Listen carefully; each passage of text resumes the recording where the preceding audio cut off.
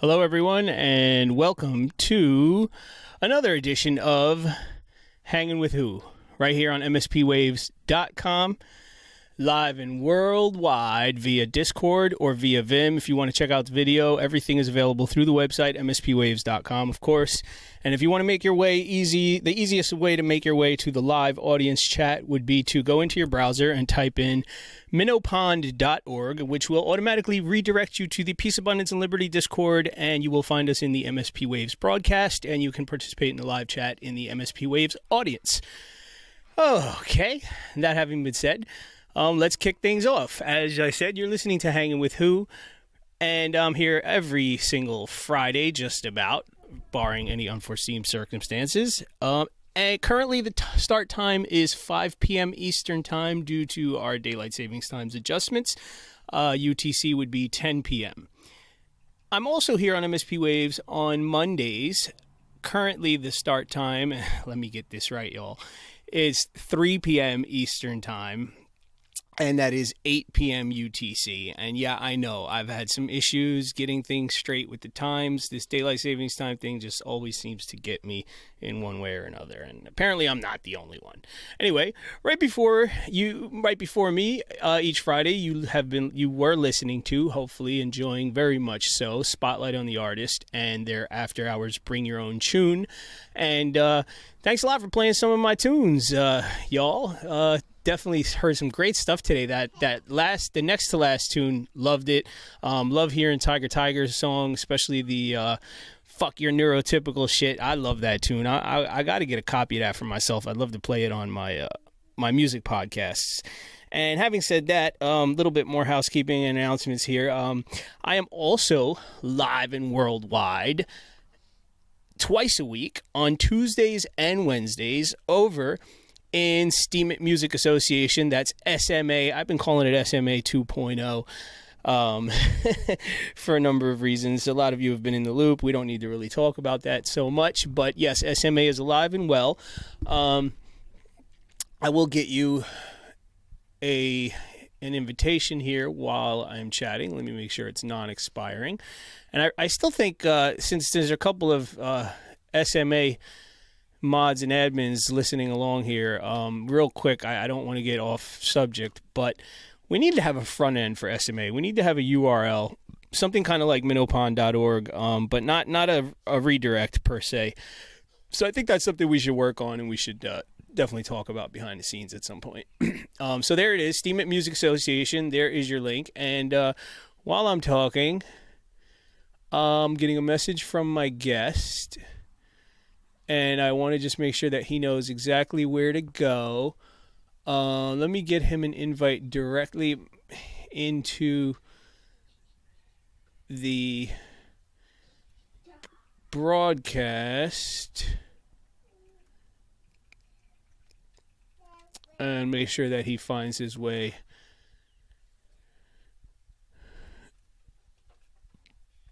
All right, let me make sure.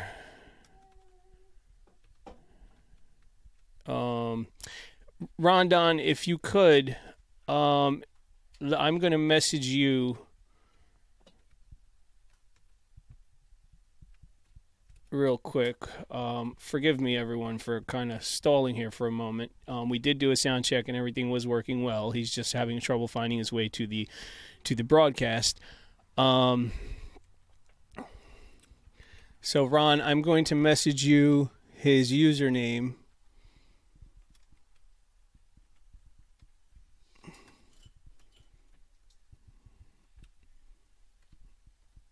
And if you could get him in here for me while I'm chit-chatting away,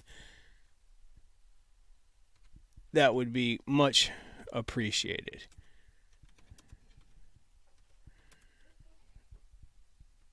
Okay, so hopefully that works out. We've got quite a few minutes before I need him on the air. Okay, I see that you've tagged him, and hopefully that works out. Okay, so anyway, we're talking about Steam Music Association real quick. So I'm there on Tuesdays and Wednesdays, 7 p.m. Eastern time.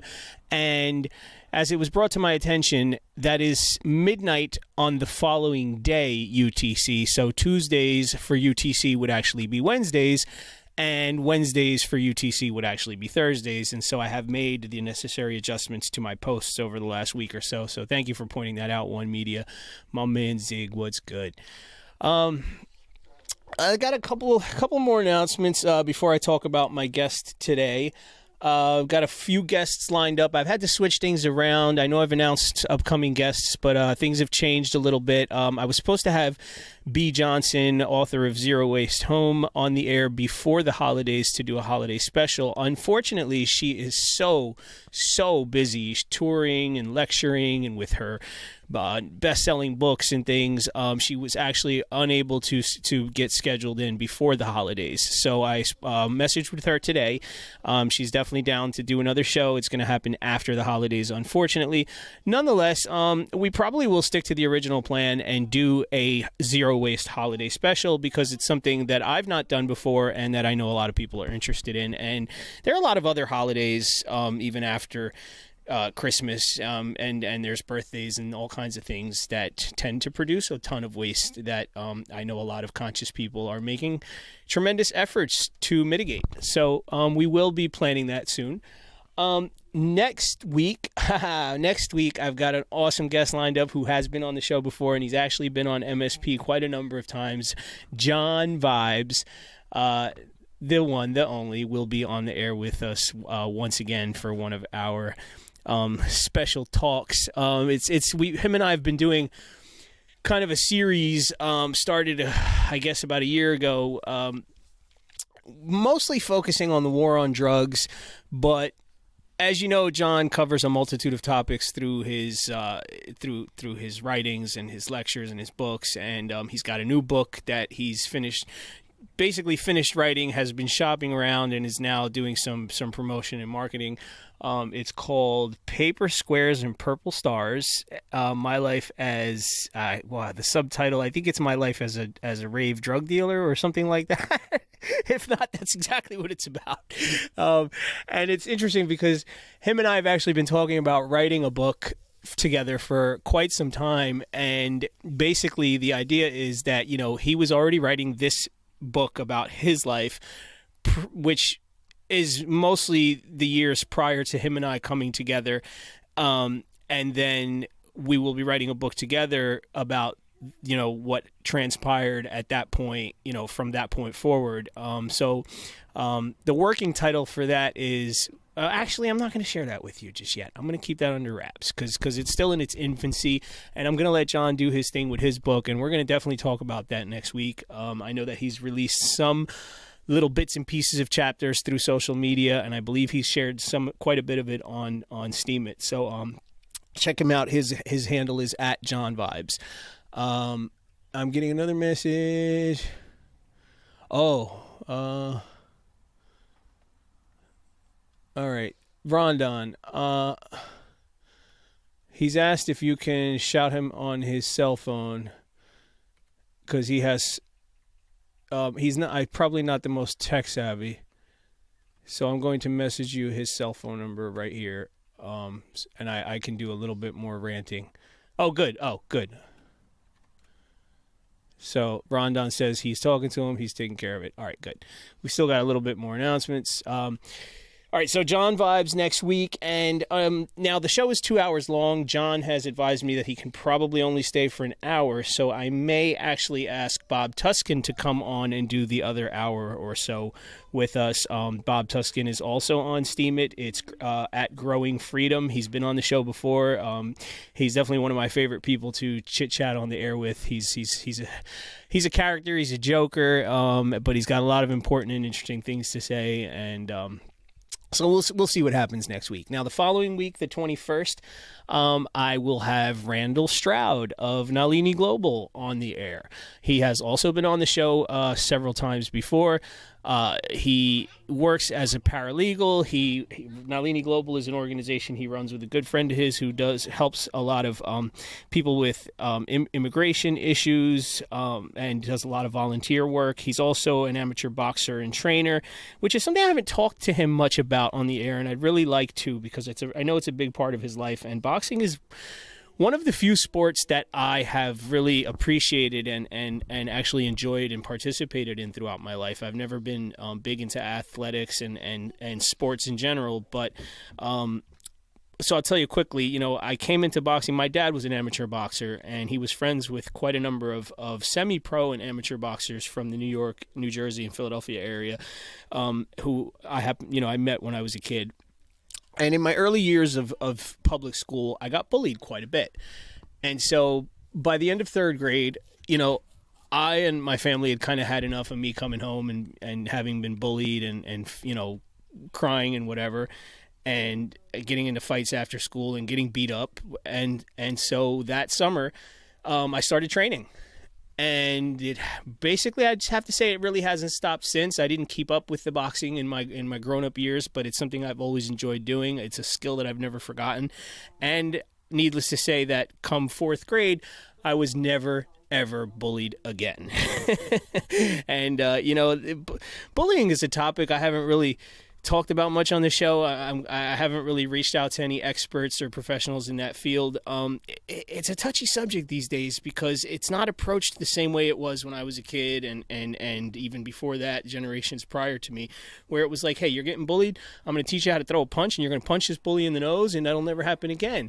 Over the years, recently, I've seen people have kids wearing pink T-shirts and approaching bullying with well, let's talk about it. And look, I'm a pacifist, I'm a hippie, but there's times where somebody deserves a good ass whooping. I'm sorry. That's just the way it is. It's just once in a while, there's only but so much that talking and pacifism, there's only but so far it's going to get you sometimes. I definitely think it should be your initial approach, but as I learned, and as many people from my generation have learned, that sometimes a bully or whoever deserves a good punch in the nose, and that may very often be the right approach. That's how I feel about it, and I've seen it, and I'm a father to two girls. And right from a very early age, when they were old enough to stand up and make a fist, I've been teaching them to defend themselves. Especially. I think especially for girls growing up in the world today, they need to be able to stand up for themselves, and not just against boys, but against other girls. And it's not always about the physical violence. It's about having the confidence. It's about having the inner strength and the confidence to stand up to somebody and say no, or even speak as a pacifist, but have the confidence and the bravery to know that if it comes down to it, you're not afraid, So that's my little 2 cents on that subject. I see Ziggy typing here. I know he's got something to say about it. We're kind of from the same area, so where I learned to box was the same area where he grew up, near the city of brotherly love.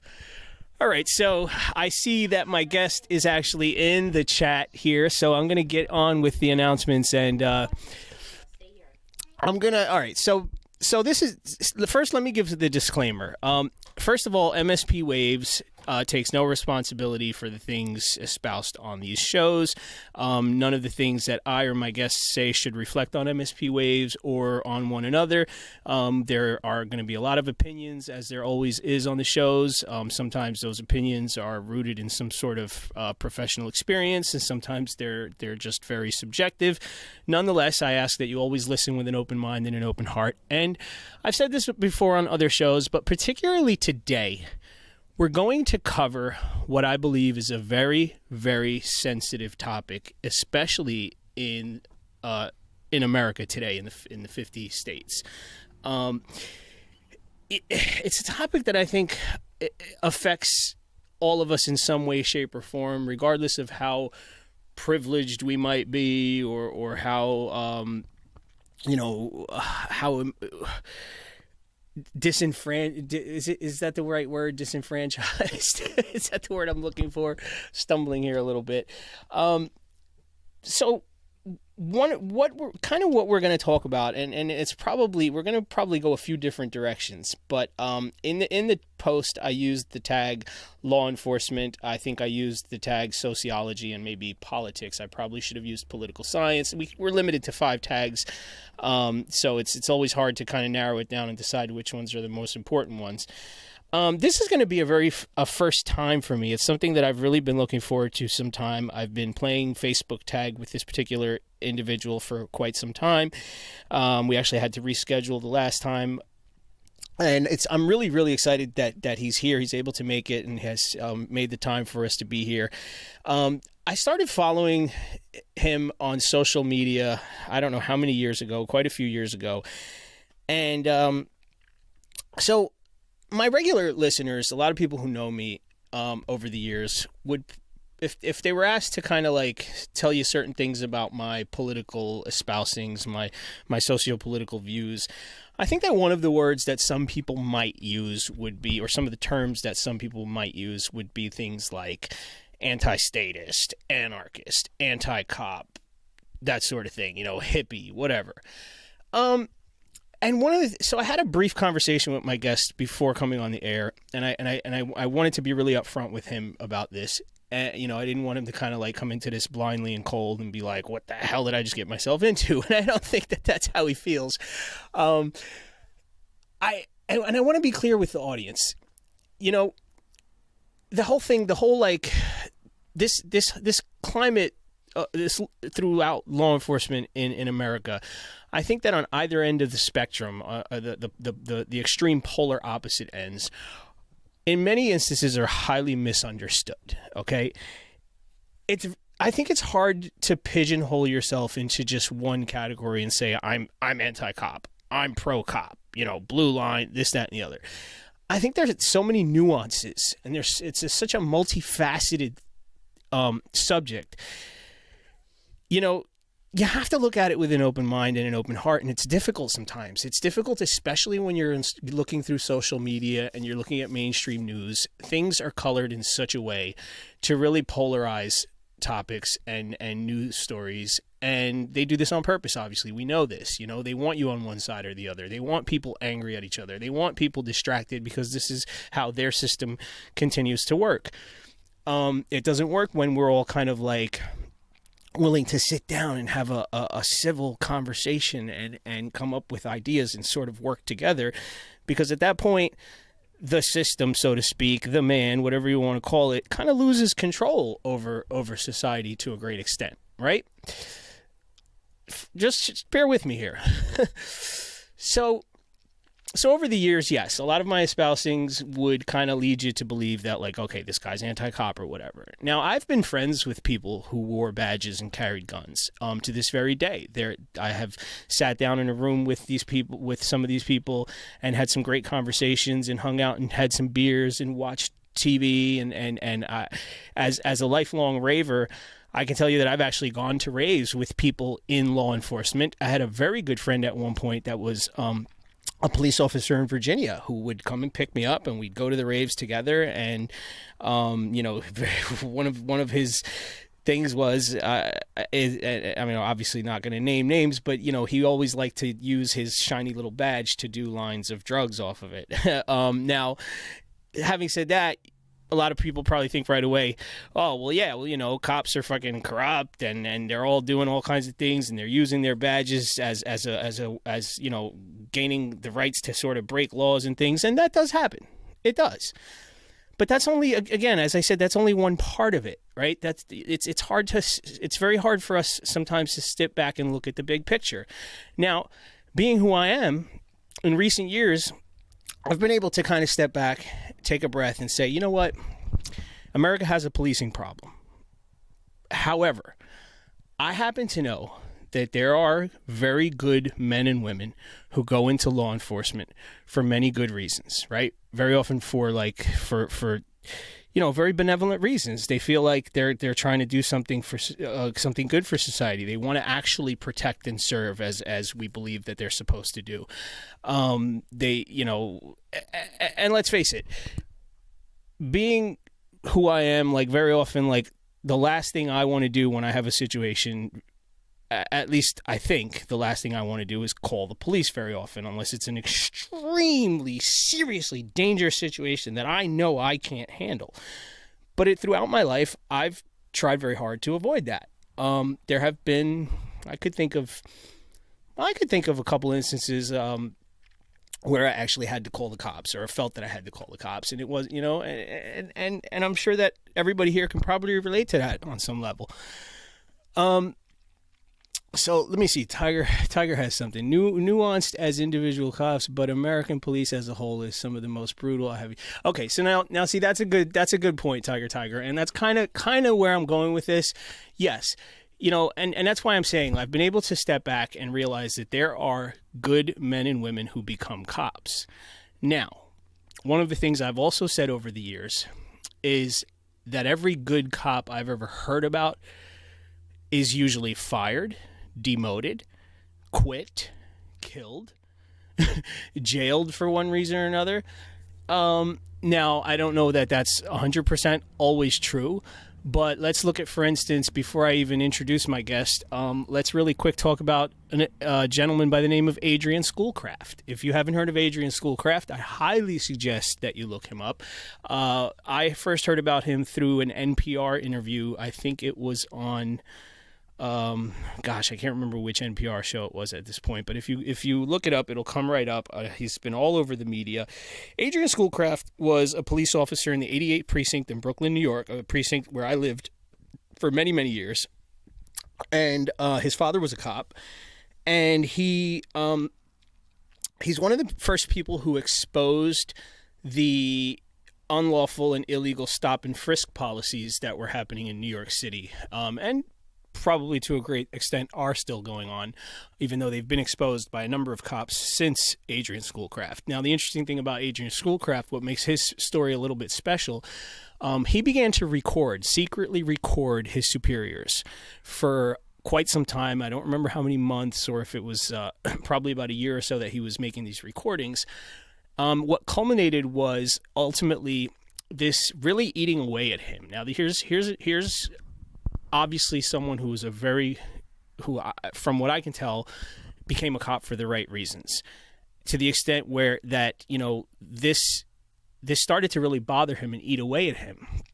And towards the end, he found himself actually getting physically sick over it. And so ultimately what happened one day, I'll tell you as briefly as I can, and you can look this up and you can hear the recordings and you can hear a lot of interviews and read stories about it. He left work early one day because he really just couldn't take it anymore. And if anybody knows, like, very often when something disturbing is going on in your life, it can very often take a toll on your physical health. And so he was starting to feel this way. He left work early one day, and his superiors, they got a little suspicious about what was going on. They didn't like that he had taken off from work. And so his sergeant, I believe it was, got a couple of the boys together, and they showed up at his house, and they say, "Hey, Adrian, what's going on?" And now he recorded this, and you can hear this. This is very disturbing. I believe, Ziggy, the last time I talked about this, you said you'd heard these recordings. Somebody had mentioned in the audience that they'd heard them, and it kind of makes your hairs kind of stand up and goosebumps when you listen to it. So they got into his house, and they're talking to him, and they're saying, "Listen, what's going on, Adrian? You got to come back to work." And he's saying, "Look, I don't feel good. I got a headache. I need to take the rest of the day off." And they're like, and you hear superior saying, "Look, no, this is unacceptable. You're going to have to come back to work." And so he says, if you don't agree to come back into work, we're going to declare you an EDP, emotionally disturbed person. Now, once the police, at least in New York City, I'm not sure, the laws may differ a little bit from state to state, but in New York City, once they declare you an EDP, at that point, the police claim the right to commit you, to take you in and commit you to a psych ward. So they go ahead and they declare him an EDP. You can hear them kind of wrestling around. He doesn't agree to go. He doesn't want to, get put in handcuffs and whatever. And you kind of hear them tussle about, and the recording device falls out of his pocket. And you hear the superior, "Adrian, what the hell is going on? What is this? Oh, you're recording us." And he gets really pissed off. So they take him in. They commit him. What they didn't realize is he had a second recording device hidden on a bookshelf, which continued recording. Long story short, it took his father several days to figure out where he was. He went and checked him out. That was pretty much the demise of his career in law enforcement and the beginning of his exposure through the media and ultimately the interview on NPR, which is how I came to know who Adrian Schoolcraft was. And I would actually have attempted to reach out to see if he will be on this show at some point. Probably a very busy man. So that having been said, I would now like to talk about the individual who I'm going to bring on the air today. He was a working police officer, wore a badge and a blue uniform and carried a gun and drove in a marked car. If you look at the pre-show post, you'll see a picture of someone who I've heard referred to as a DILF. Anyway, what really attracted me to his social media was the fact that here was someone who worked in law enforcement and was very outspoken against police brutality, excessive force, and corruption. A lot of the very things that I and many of us are also very outspoken about. And it isn't every day that you come across someone in a uniform with a badge and a gun who's willing to risk their career, their jobs, and very often their lives to speak the truth. And I couldn't help but really appreciate and relate to a lot of what this individual was saying. And so I've been following him on social media for a number of years. His name is Officer Dominick Izzo, although the officer part would be formerly Officer Dominick Izzo. And so I see that you're in the audience chat, and I'm going to go ahead and drag you onto the live on air room and see if you're ready to have a talk with us, Officer Izzo. And for some reason, I'm unable to. Rondon, it's not letting me drag him for some reason. Move to live on air. No. Rondon, I may need your help on this one. I've not run into this problem before where I actually cannot drag somebody's name into the live on air room. So, audience, bear with me.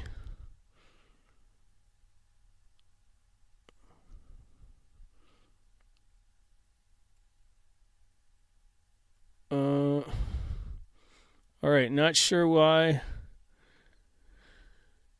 it won't let me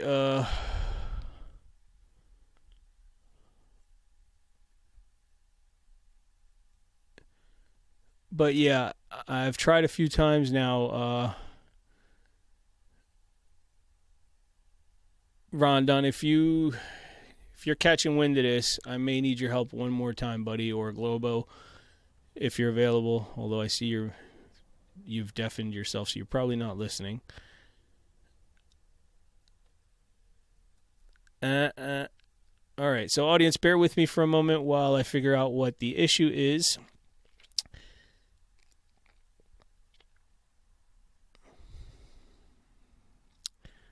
Let me see what happens if I... Okay, you know what? It may...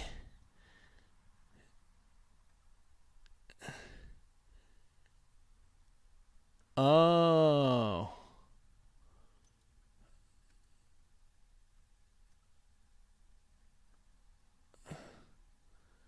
Okay, Rondon, I'll tell you real quick. Oh.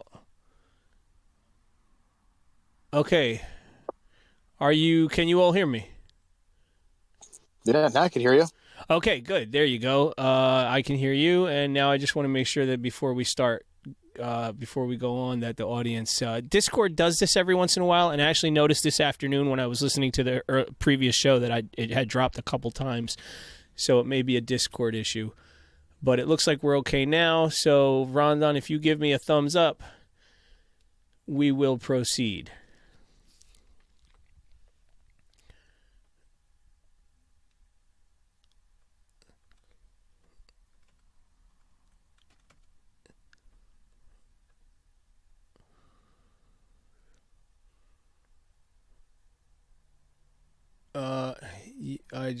Okay, he's telling me to check. Yeah, Ron, I did see your message. Oh. So are we not streaming to Discord? Aha. That may have fixed the issue.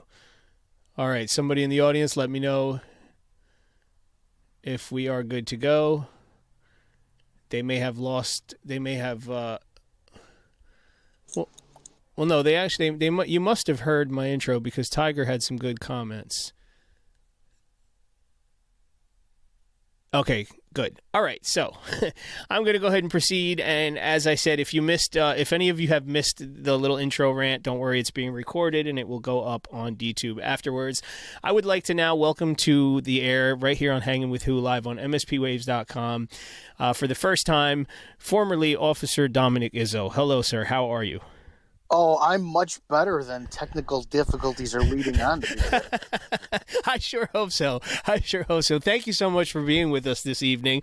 I know we tried to get you on the air once before, and we had some scheduling issues, but it's so... Yeah, it was miscommunication for the fact that social media had put me on a nice little 30-day ban, and you couldn't get a hold of me because you didn't have my personal number, so you kept trying to contact me, and I'm looking at your contacts going, yeah, I see you, but I can't reply. So let's, you know what, Sid, let's just jump into that real quick because you are very active in social media. You are very outspoken about a number of things that Facebook really doesn't like, apparently. So what is it this time? What did you do, for crying out loud? If anybody really didn't believe that there was a conspiracy to silence a little bit more conservative voices prior to the election, you're out of your mind. And my page is proof of that. I actually ran for election out here in Chicago on a more conservative platform, and we found it highly suspicious how October 6th, I was banned for the month of September for my open letter to the Chicago's black community, which they left up on one page, but they took it off on another page. And then I got off of that ban.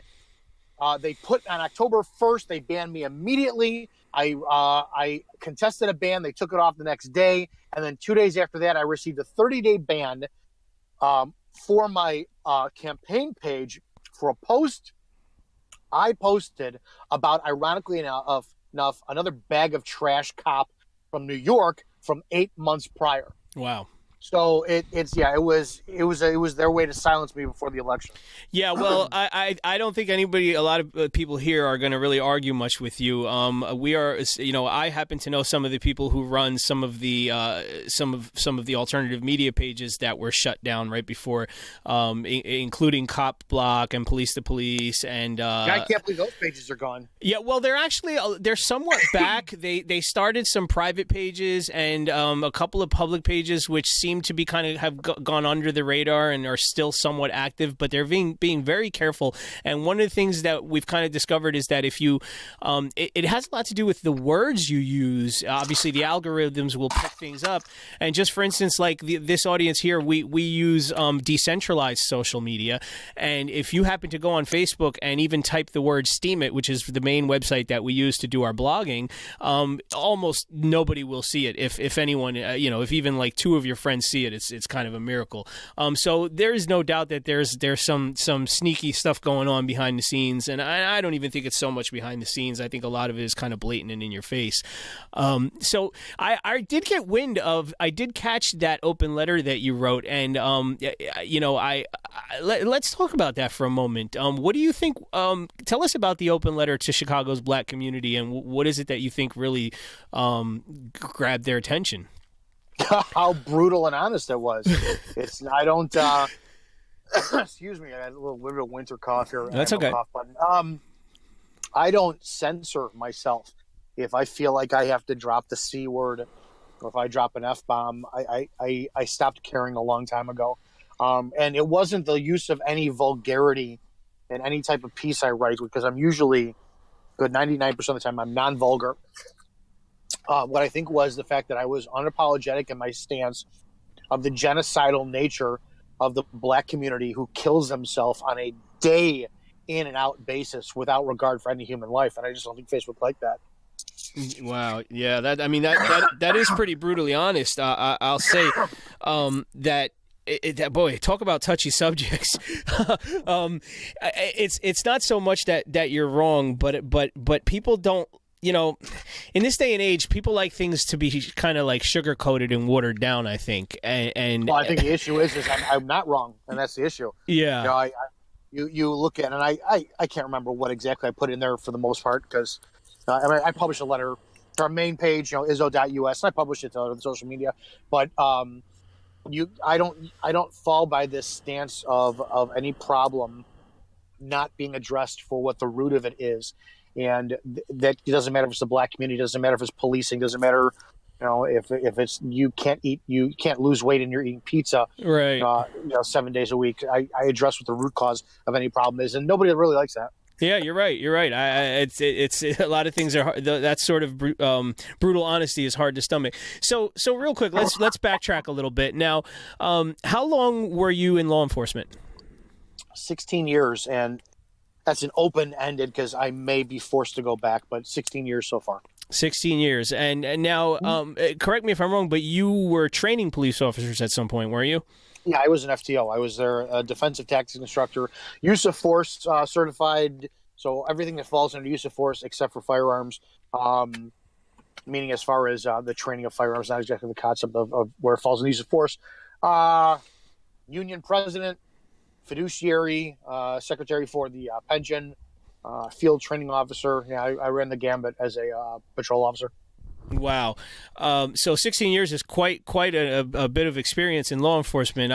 You must have seen and heard and learned so much being, behind the blue line there. Do you want to talk to us a little bit about sort of like what got you into law enforcement? I'm an idealist. I truly thought I could change the world, and I learned that that's not the case. And you don't go into law enforcement to change your world. You go into law enforcement to change yourself. And by changing yourself to be better, then you contribute. So you can't give what you don't have, right? If I invite you over to dinner at my house, but I don't have any food, I can't feed you. So I have to stock up what I have first in order to take care of you if I'm going to give you dinner. Well, how the hell can I go service a community if I haven't taken care of myself and discovered, what I'm passionate about and educated myself? So everybody goes in there, I'm going to go and change the world and arrest bad guys and serve the community. They get that disingenuous BS answer of, in their interview process. Well, I think I could help the community. And, I'm really passionate about, well, what do you, no. My first good, couple tours in law enforcement, my first several years, it was the idealism of the job. And then towards the end, I realized, holy crap, this is all about you and you improving who you are in order to serve others better. Wow, that's interesting. I've never heard it put that way. I've as I said, I've hung out with a number of people in law enforcement, and I've been sort of keeping tabs on what's been going on in America through the media, and heard a lot of interviews with, working police officers, former police officers, many people who are like yourself, outspoken against what's going on with policing in America. And I've never heard it put quite that way, how it's, it's about sort of yourself, bettering yourself. And it makes a lot of sense to me. I mean, I work in the mental health field. I have a degree in psychology, and I myself have dealt with PTSD. And so that kind of led me into wanting to work with people on many different levels with mental health. And that's one of the first things you learn sort of in psychology, whether you're doing, alternative holistic healings or you're like a psychiatrist prescribing drugs, is, very often people get into that because of, the direction of their lives has taken them in that direction in some way, shape, or form, whether it's, because of something that happened to you or a loved one or your community. And, that's one of the things you kind of learn. It's like when they tell you on an airplane, if we're going to go down, you have to put your oxygen mask on first before you can help anybody else. And I've never heard someone in law enforcement with that perspective. That's a shame, isn't it? Oh, it puts it in a whole different light. It really does. I mean, I've one of the things that I was talking about earlier, and I've been talking about in recent years, is how I've kind of changed my views from being just completely radically anti-cop to trying to have like an open mind and an open heart and kind of understand that there's more to it. As I said earlier, it's nuanced. And now this just adds a whole nother layer to it. I mean, So 16 years in law enforcement, you've obviously rubbed elbows and hung out with a lot of other police officers. I mean, how often is it that you've run into someone else who's either listened to you and said, wow, that's an interesting take on it, I've never looked at it that way, or who've kind of had that perspective on their own? Oh, there's a ton of them, but they're all behind the scenes. I get more public hatred than anyone else. I get a boatload of public hatred, but what I get is private support. I get police chiefs, lieutenants, DEA agents. I get the gambit of people all over the place privately who can't support me because they're worried about their careers and whatnot. But yeah, that's always a good thing to see. The public hate is out there, but the private support is huge. Yeah, I can imagine. And, you know, that's another interesting thing about the profession of law enforcement. You know, there are a lot of professions out there where people kind of have that outlook where, like, I've got to protect my job, but at the same time, I don't necessarily like what's going on here. But in law enforcement, that's kind of like that's a whole different world, that perspective. It can be dangerous, can't it? As far as which, physical or to your career or what? Well, both. Your mental health? Oh, sure. Yeah. It's not dangerous to your career at all. I mean, nobody ever gets fired from law enforcement. If you could see how sarcastic my face looks right now. Yeah. But I mean, and sure. So you said dangerous to your mental health and your career, but like, and even your physical health. I mean, there have been situations where cops have been killed or you know, physically hurt or even abused. Look at cops who sit there, work 20 plus years, wind up retiring, and then they wind up having heart attacks. And it's not so much from health; it's from the loss of identity. You carry that badge, that gun, that authority for 20 plus years. That's who you are. That's your identity. You strip that from somebody. Now all of a sudden you're the cop who's telling the stories to a group of people now who don't give a shit. Pardon my language. I don't know if we could swear or not. No, that's okay. You know, they have no idea. You know, you're the cop who walks into the 7-Eleven. You know, you're the retired cop who's 50 whatever, walks into the 7-Eleven and you got 6 guys in there who are all in uniform, young, drinking coffee, and your opening line becomes, "Oh, I remember when." You know, because all of a sudden you want to associate with something you're no longer a part of it. You know, one of the biggest things that a lot of my friends are finding out is there is no such thing as a blue line. That blue family is a load of garbage bullshit. And if we can swear, I'll make use of it to accentuate my language for the point.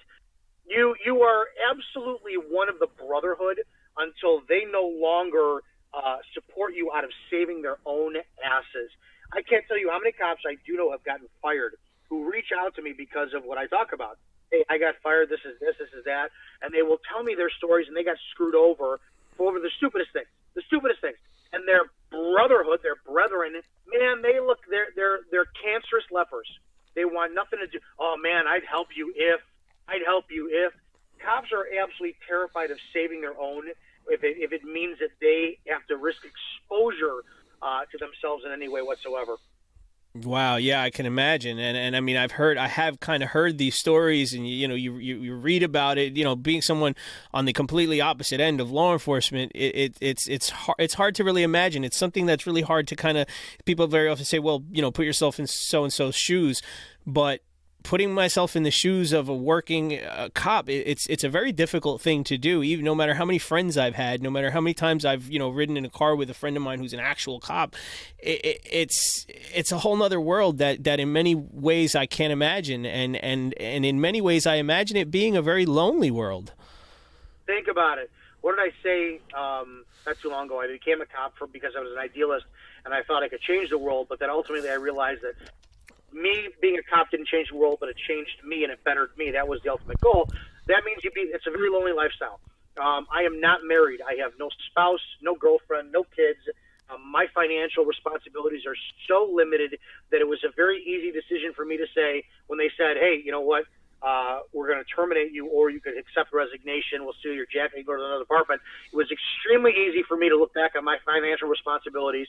I have other income and no kids, wife, girlfriend to worry about and go ahead, fire me. I don't care because what I did was right as far as as far as bringing it to the table. Not the department policy I violated. That's a different story. But my issue is it's a very lonely lifestyle because all of a sudden, once getting fired, you had two schools of people.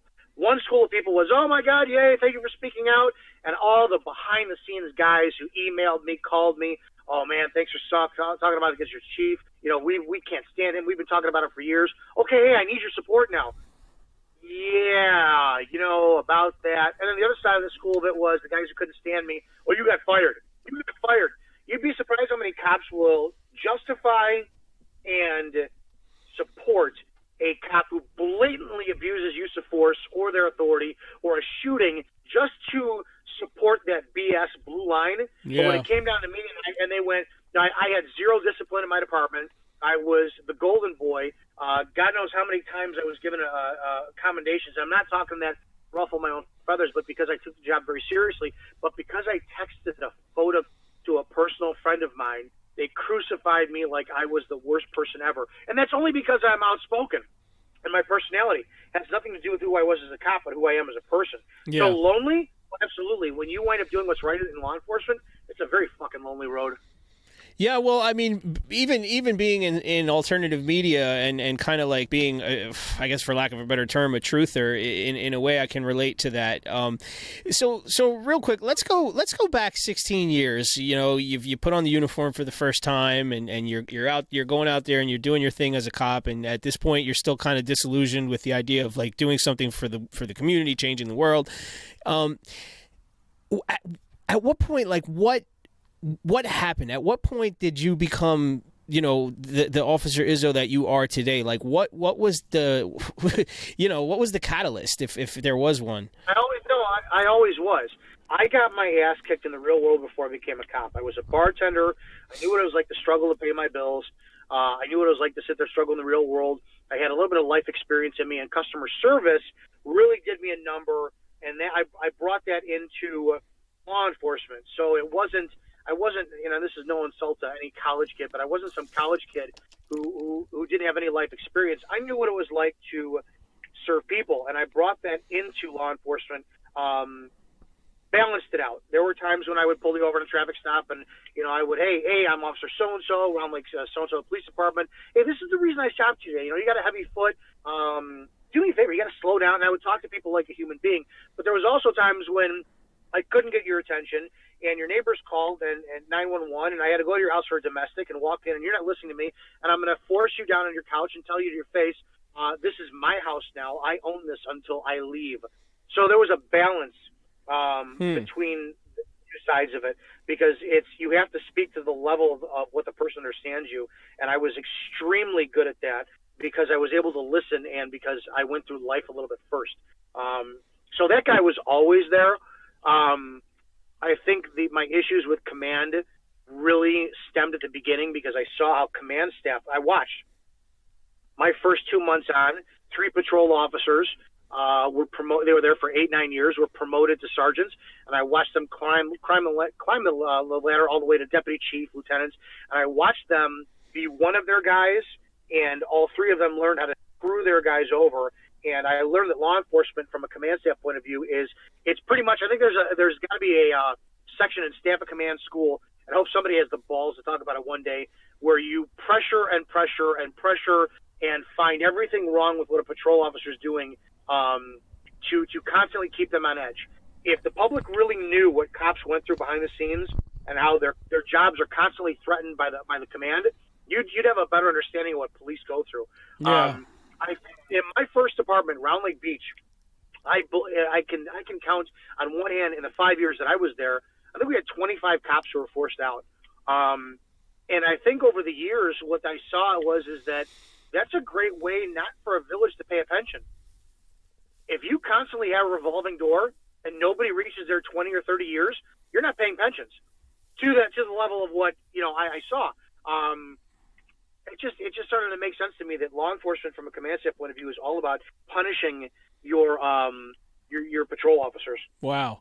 And you know, another problem I see with this sort of revolving door that you're talking about, and I guess what you would call a high turnover rate, which I've seen even as an outsider in many police departments around the country.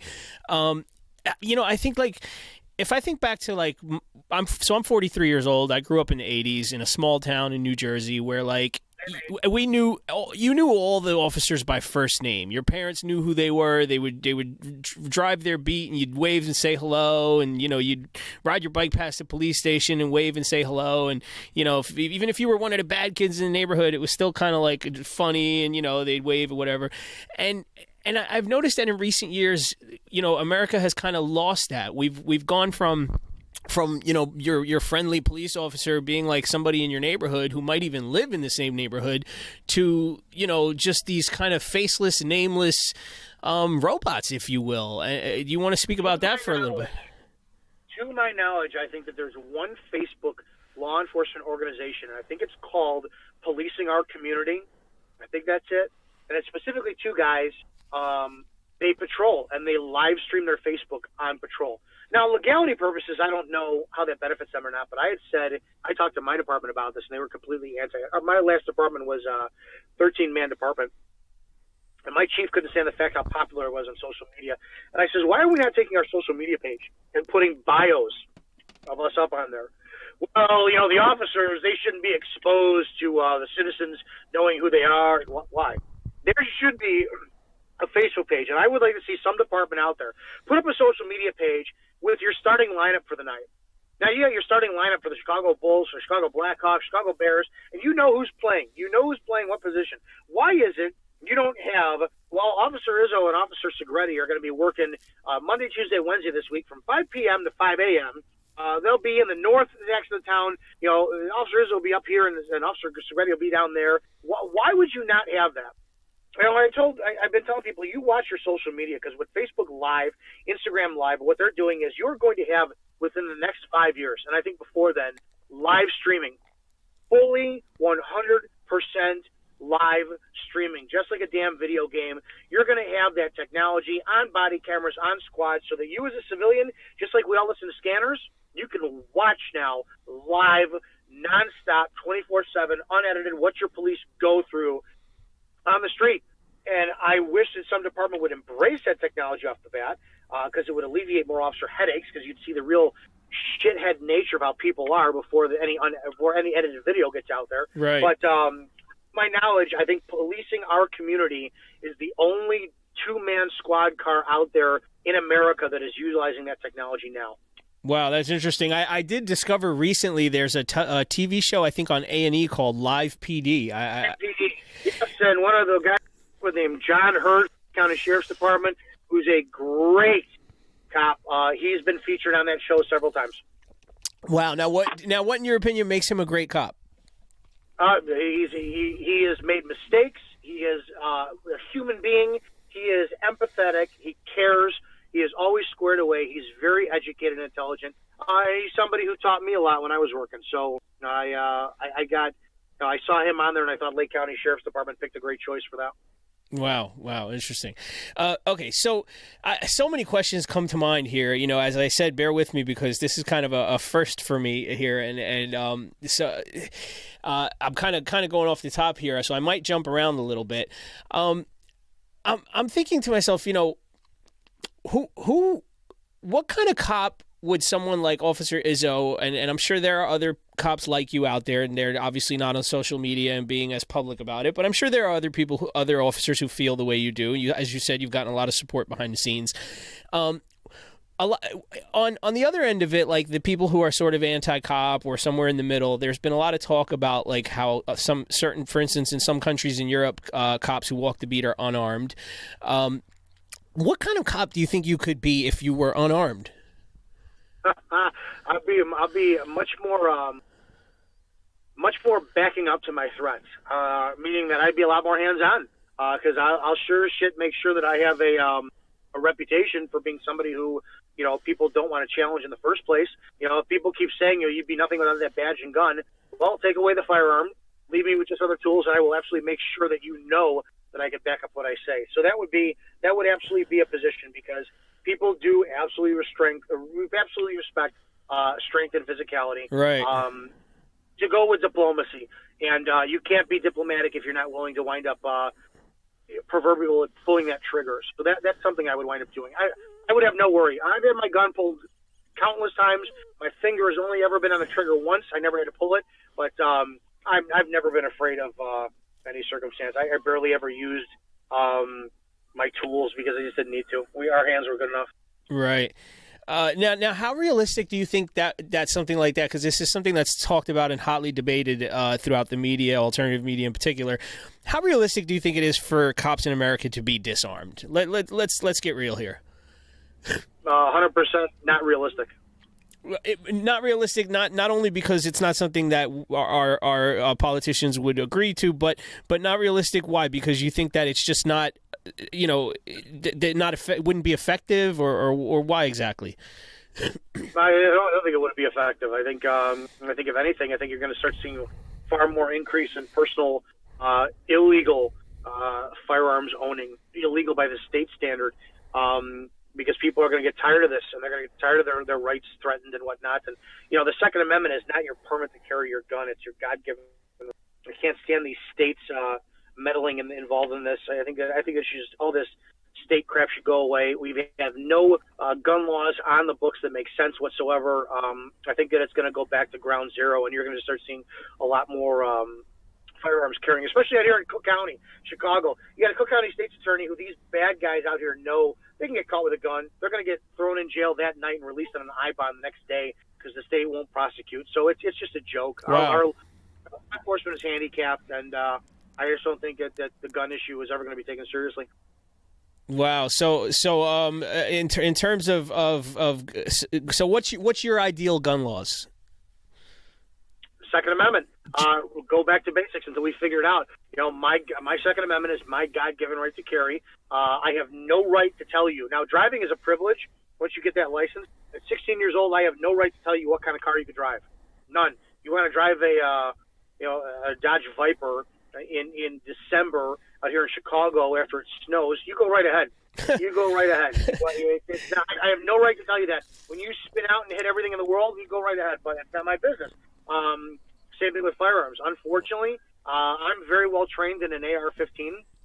I don't know if the average citizen is, so I don't know if they know how to pick it up and where the safety is, and I don't know if they know this stuff, but it's not my right. I don't have the right to tell them what they can't carry. So until they figure out that problem, God bless you. Carry what you want. It's not my business. I'm trained. I don't carry anymore. I don't have my CCW, but I don't care because it's really not that big of a deal for me. God forbid I need a firearm. I'm probably just going to take yours. I don't. It doesn't bother me, but we don't have any laws in the book that make sense. Yeah. Now, is it a misconception to believe that when you live somewhere where people do own more firearms, that there are lower crime rates? I live in the state of Georgia in a very rural area. Texas what? So I live in Georgia in a very rural area where there are very lax gun laws, and almost everyone I know has guns in their houses, carries them, or at least has them in the car when they're driving. So I'm wondering, is it a misconception to believe that where there are more people possessing guns, there are lower crime rates? How many people did you have shot in your town last weekend? Oh, none that I know of. All right, go to heyjackass.com and then tell me what the numbers were for Chicago last weekend, and then check with me on Monday and let me know how many are on Monday. Good answer. I mean, I kind of knew where that was the answer, but I don't have statistics off the top of my head, and very often you can't trust everything that you read. So I consider you an expert in this field. So I appreciate your input there. So, all right. So 16 years ago, you think you're going to change the world. You've got this realization that it's really about yourself, and did you? Gosh, what was that? I kind of want to get into on a very personal level here. Very often on the show, I because I'm a psychologist, I like to kind of get into the meat of someone's kind of thinking and emotions that come along with this. You come across as a very hard individual on social media. You seem like a tough guy, but at the same time, you talk about how you've got this compassion and empathy, and it doesn't 100% jive with your persona. That doesn't mean that I think it isn't genuine. I believe you wholeheartedly. But I want to kind of dig into this a little bit and kind of talk about what it was like for you to start having these realizations and to start coming to terms with it, and then at some point, you start to become outspoken. I mean, that couldn't have happened from day one. No, because I was constantly in fear of losing my job. Right. So back then it was we didn't have social media, and if you spoke out, you were called in the chief's office, called in the deputy chief's office, called in in so-and-so's office, and you were afraid of getting suspended. By my third department, I went, I just don't care anymore. Yeah, social media gave me a great platform to speak. It really did. And I did it because in my second department, it was a non-union department, and I watched guys get screwed over left and right. Oh, wow. And when I got to my third department, the current chief now, George Falenko, he was a dispatcher with 0 police experience, and the chief is an appointed position. At 47, he became a part-time cop, and he's had nearly 25 cops abruptly resign in the 12 years he's been chief. Wow. And I am the only full-time, full-sworn, probationary officer who's ever been fired under his command. And wouldn't you know, it was just happened to be after we filed a federal lawsuit against him. My point being is that I didn't care because I wanted this crap to stop. Look, I got the luxury of, at the time, I owned a gym. I had a revenue stream coming in from YouTube. I'm involved in network marketing. I going after my real estate license. I'm an entrepreneur. I have several other avenues of income coming in. So being a cop was a lifestyle. It wasn't a job for me. Oh. And it was a choice to get terminated when they said, my union rep calls up and said, well, they're going to fire you unless you resign.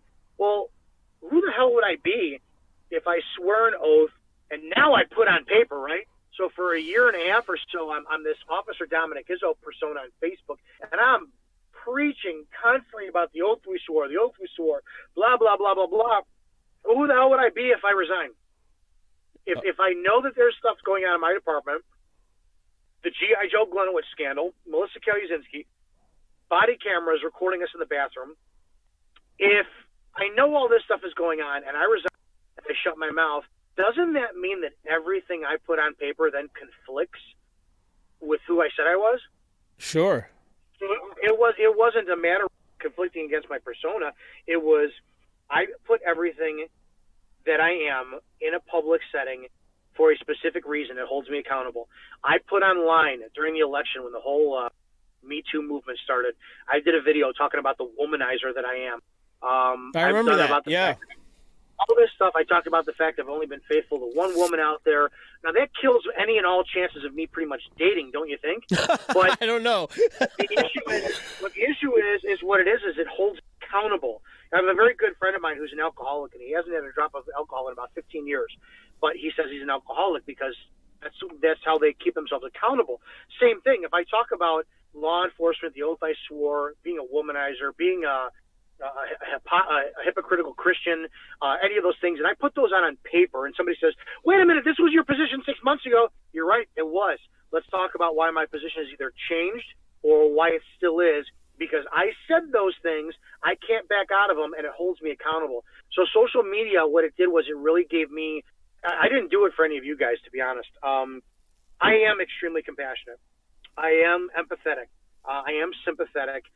No, actually, I'm not sympathetic. I'm empathetic, but I'm not sympathetic. I am compassionate. I will do anything for anyone else on the planet, but I don't do anything for anybody.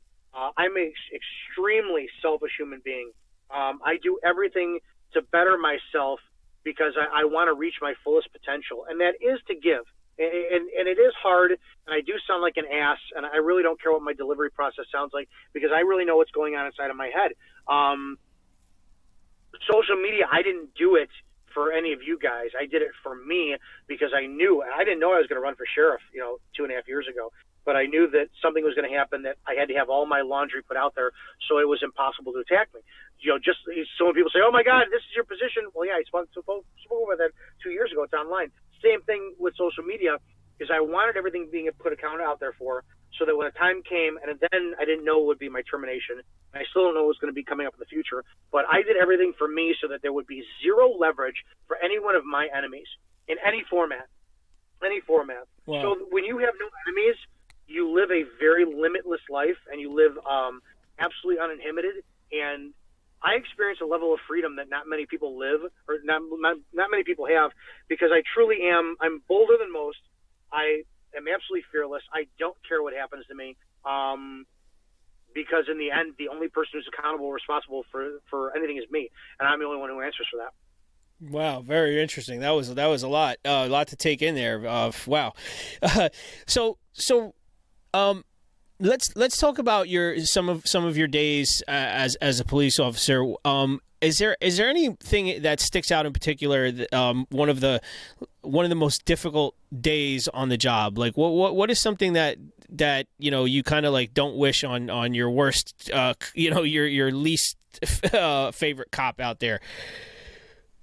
Dealing with command. I don't care which call I've dealt with. I've seen more dead kids than I choose to ever want to remember. Car accidents. I've seen people with bullet holes in their chests, gasping for their last breath, stabbings. Wow. I've seen everybody's seen everything. We've all seen everything. What I would never wish for is for a cop to be down. And it doesn't matter if it's a good cop or a piece of shit cop. And God knows, I know a lot of piece of shit cops. But the issue is and it's for the most part, it's guys who have families. Because I feel bad for them. Again, going to work, doing your job, and then getting second guessed by these white shirts with their blue stripes and their pins on their collars. They have no clue where the hell they came from, and they put such pressure on these men and women who are just trying to do their job, feed their families, do a good service to representing what a police officer is. But then you get pressured from the command staff in a way that the public just doesn't realize, and that's why you have, Cook County has got, I think, one of the highest suicide rates for cops in the nation. And I will guarantee you, every time people are like, "Oh, why are cops committing suicide?" It's what they see on the job. I don't think that's what it is. I truly think it's what they deal with behind closed doors. I think it's they're going to work, shooting someone, pulling someone over at a traffic stop, and then wondering if your command is gonna back you because what you did was 100% righteous, but because the guy is black, you're gonna get thrown under the radar.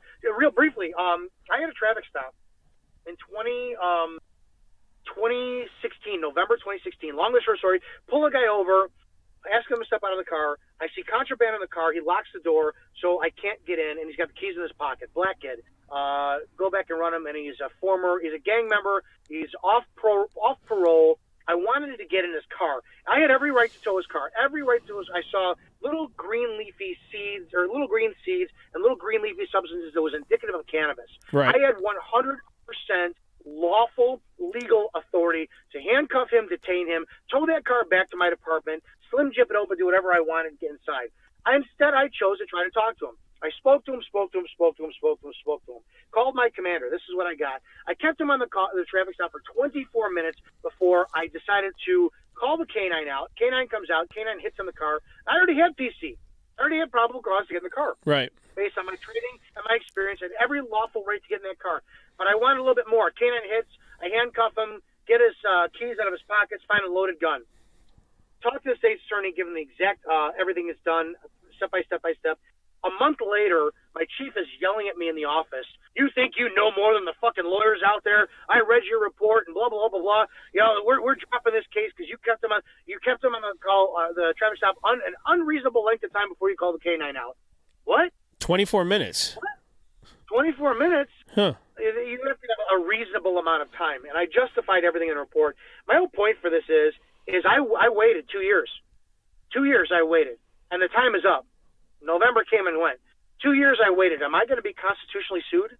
Am I going to be sued for violating his Fourth Amendment? If I'm sued, if I'm found guilty for violating his Fourth Amendment rights, I can spend up to 2 years in federal prison for that. Really? So why would cops want to hear from their command? Why would they want to do their job when their command doesn't have their backs in certain ways? That's a traffic stop. It happens a million times. All it takes is for one cop, and cops are stupid. We all are stupid. When I talk about cops in a good light, I will never put myself in that category because I'm no longer a cop. But when I talk about cops as being stupid, I will throw myself in the category because I've done several stupid things. But how many cops have said the phrase, "Your mouth is about to get you arrested"? All it takes is for one person with a cell phone to record a cop for saying that and then put somebody in handcuffs, that cop is going to jail for 2 years because your mouth cannot get you arrested for anything. Right. Disorderly conduct, you have free speech. So it's ridiculous the way that command staff just doesn't bat cops, and they're terrified to do their jobs, and they're stressed, and that's where the suicide factor comes in. Wow. Now, you brought up something, you made me think of something interesting. Very often those on the other end of things, and those who are sort of, quote unquote anti-cop and what have you, very often will say, oh, people become cops because they were bullied when they were a kid, and, they've got these issues and ego issues and things like that, and they want to just get out there and, abuse because they want to abuse power. It's right off the top. How true is that? Well, look at it this way. Any person, you have one of two options. What happens when you get bullied is either you survive the bullying and you toughen up and you grow a thicker skin, you become a harder individual, or you turn into a very beta male, a very weak individual. Do you think that a weak individual is going to become a cop? I don't imagine that could be possible. For the most part, I think every person who's been bullied every person who's become a cop has been bullied at one point or the other, and every person who's not become a cop has been bullied at one point or the other. So it's a moot argument because it's just every person is going to go through that trial at one point in their lives. Yeah. I want the person who's been bullied because you're going to come up to me on a traffic stop and challenge me, or in your home at a domestic and challenge me, and I'm the scene. It doesn't matter if it happens in court. But on the scene, 100% of the time, I'm going to win. Court is where you beat me, if you beat me. 100% of the time, I own the scene. I win it, no matter what. And you're not going to bully me. I'm 5'7". I'm 220 pounds. If you're 6'3", you bet your ass I'm going to win this fight. And you're not going to bully me. And it takes a certain mental fortitude that you have to have. And yes, those who have been bullied and survived through it are better equipped to handle it. Yeah, I might agree with that. I spoke a little bit about bullying early on, and my stance on bullying, briefly, I'll reiterate, is, knuckle up and give them a knuckle sandwich and teach them a lesson. So another question for you. Do you think that people are able to become police officers too young? Yes. I don't think a male cop should be a cop until he's 30. Women are a different story because their brains develop differently than men.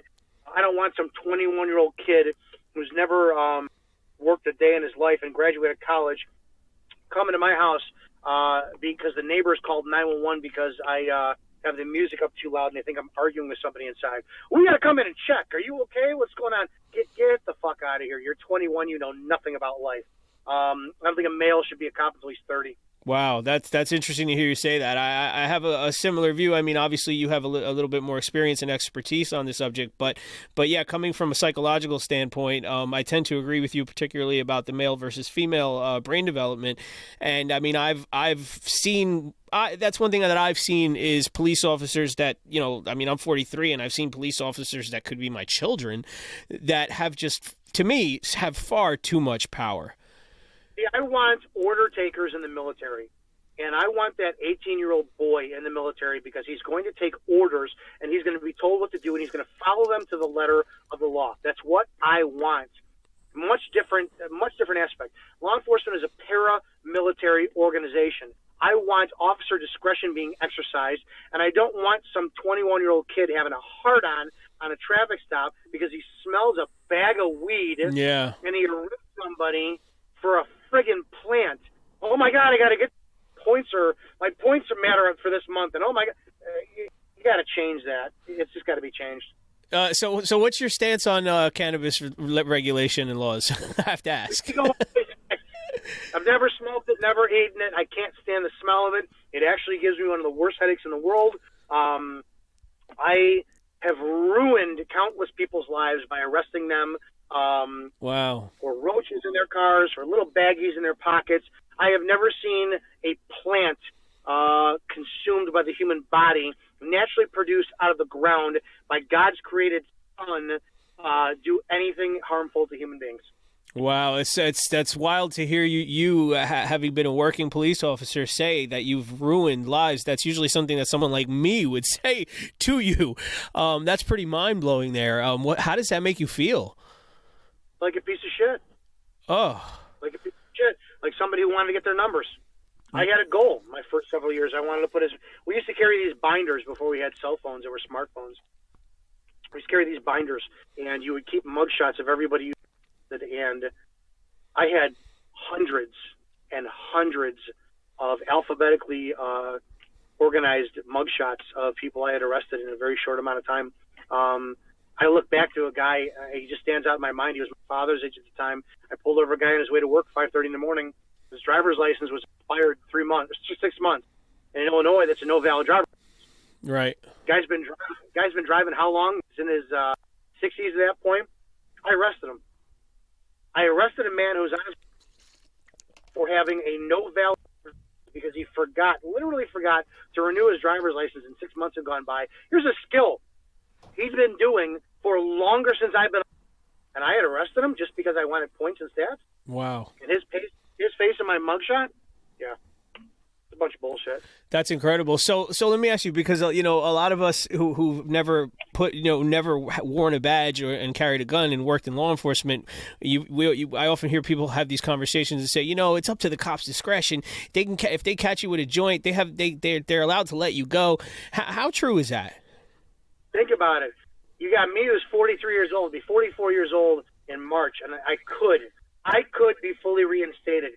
Do you want me, after everything I've said, after everything I've told you, you got a bag of weed and I stopped you on the street lawfully, you want me interacting with you, or you want some 21, 22-year-old kid who just got out of the academy, who's off of FTO on his own for a month? Do you want him stopping you with that bag of weed in your pocket? Yeah, good point. What do you want? Me or you want him? Yeah, definitely you. or preferably no one. But yeah, if I had to have a choice. So all right, so you've ruined countless lives over a plant. That I'm still processing that. Yeah, me too. So you think that cops, male cops, should be in their 30s? Now, what about up to the age 30? Like, what kind? I went to college with a lot of young kids that were studying criminal justice and psychology, and it is the biggest waste of degree ever. If you are listening and you are studying criminal justice and going to get a degree to be a cop for criminal justice, dear God, stop. Go back. Rechange your major to business, accounting, finance. I don't care what it is. Because if you wind up testing 4, 5, 6 times and you never get to be a cop, you are shit stuck with a criminal justice degree. And how does that degree wind up applying for any other job out there? It doesn't. It doesn't. But any other degree out there, they don't care about your criminal justice degree if you wind up going through law enforcement. They care about the fact of whether or not you wound up going through school. Now, I never went to college. That's a lie. I dropped out of my first month in college, community college. But I never went to college for the most part. And if I had gotten a degree, if they saw, well, you went through point A to point B, you got that, it shows a commitment, all right. Well, criminal justice, it's nothing. The academy teaches you what they want to teach you. Your FTO teaches you what they want to teach you. The department policy is what they want. Your criminal justice degree is the biggest load of shit money you will ever waste on the planet. Wow. So, all right. So prior to Dominick Izzo becoming Officer Izzo, you talked a little bit about you had a career as you said, I think, as a bartender and a number of areas of service. And I like the direction you were going with that. And so I'm wondering, when you first became an officer, you first put that uniform on and that badge, and you got in the car. You said you've seen a lot of horrible things. You've seen dead kids. You've people with gunshot wounds to the chest, bleeding out, and all kinds of things. People taking their last breath. What was it like the very first time you walked into a scene like that? I remember his name. It was a car accident. February. The guy was driving home without a shirt on. He was 2:00 in the morning. It wasn't my call. I was on a traffic stop. We heard the radio call. One of our partners wound up saying he's got a 1050, which is code for a vehicle accident. Needed the sergeant there, which is something else. My FTO, Greg, read the CAD notes, and he asked me to clear the stop, let the guy go, because we have to go see this, because I needed this training in my jacket for kind of complete some of the parts of my FTO. Long and short of the story is the guy hit a ditch, had the window open for his car, so the cold air would keep him awake. He was obviously drunk. He hit the ditch. Car, God knows how fast it was going. Car spun out of the ditch, did a 360 in the air. The centrifugal force, or centrifugal, whichever one it is, threw him outside of the window, and his head landed in between the post where the two doors meet and a tree, popped his head open, and his body landed, slumped over the passenger side seat. And when we got there, there was brains and blood everywhere. My God. Everywhere inside of the car. And you could see his head looked like when Popeye squeezed a can of spinach and the top flopped open. That's what his head looked like. And you could see his head was completely empty, and you saw his spinal cord at the base of his head. And I remember I couldn't feel my legs, and it was very numb. And it was the first time I've ever seen a dead body like that. It was unbelievably surreal. Wow. Now, is there any way for someone becoming a police officer to sort of prepare themselves for such a thing? No, because you go to I don't know if you can intern at an ER, but when you're seeing it in the environment on scene, when you see it in an ER, kind of expected because it's like hospital setting. You see it in a morgue hospital setting, but when you see it on the street, you see it in a building, you see it in a residence, you see it in a car. Human beings, post-traumatic stress disorder or shell shock, the human being is not designed to see another physical human body exposed in such a way. You're supposed to see them, skin intact, bones intact, underneath the skin, no abrasions. That's why a lot of people faint when they see blood. Yeah. Or why we're so uncomfortable when we see human deformity. When everyone's like, "Oh, you shouldn't judge people," you can't help the way that your body reacts to human deformity because you're programmed that way. And no, there's really nothing you can do. Yeah. Go serve in the military, maybe. Yeah, as a psychologist, I would concur with that sentiment that it is a very natural reaction to sort of be in shock initially, even at just some level of deformity. After that wears off, obviously the compassion comes in and the empathy comes in. But yeah, I would agree with you there. It is a difficult thing to deal with for anybody, I think. So all right. So now, I'm going to bring up one of the most pressing topics when we talk about law enforcement in America today. And I think that, when I say this, this is kind of where most people go in their thinking. Let's talk about the Eric Garners, the Sandra Blands, the Trayvon Martins. What's going on out there? What? Trayvon Martin wasn't. Trayvon Martin was the community watch guy. I can't remember his name. George Zimmerman. Yeah, so that was not a police issue. But go ahead. Right. That's right. Well, I do mistakenly lump him. If that's the case, the common denominator is black. So but go ahead. Well, so I mean, for those who are uninformed, uneducated, who are kind of looking at it through the media, can we make this very polarizing, unpopular, borderline racist position that if we look at one end of the spectrum is that if every single one of them lost their life and every single one of them was in contact with somebody in some way, shape, or form, a position of authority, could it be safe to say, based solely, I'll preface this, solely on those three instances, that the black community has a problem with submitting to positions of authority? Whoa. Interesting. I mean, I think that could be part of the problem. Is that what you think? That's part of my position on that. Sure, you have a cultural phenomenon of all police are out to kill you. So your position is they have a problem with police. I think it's a subconscious or even consciously, what would would be called, indoctrinated aspect to the black community. Absolutely. Yeah, now, I mean, I have personally witnessed even white people sort of have that response and that reaction to police. And I mean, for instance, like if you just watch like Cops or Live PD, it's not always. I'll tell you, you know what? They're drunk. White men are drunk, loudmouth, borderline. They're the easiest when they get combative to deal with.